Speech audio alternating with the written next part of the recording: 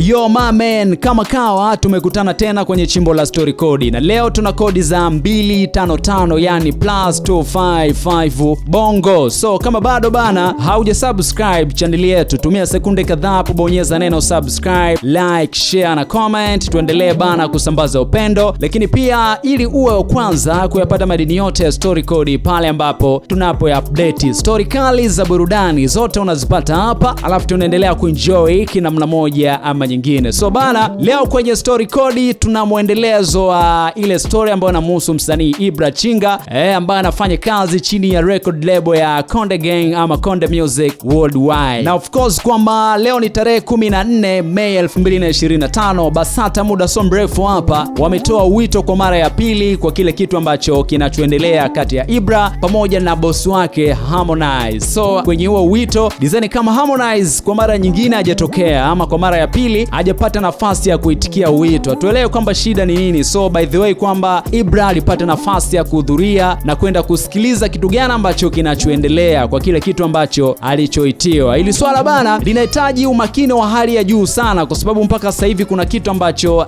sisi kama sisi hatufahamu sababu ni nini, yani ama chanzo ni nini mpaka Ibra anahitaji kuondoka pale Konde Gang. Noma sana. Chinga bana baada ya kumaliza mazungumzo pale BASATA ikabidi tumkamate tupige naye story, na moja kati ya mchongo ambao ametusanua ni kama huo hapa.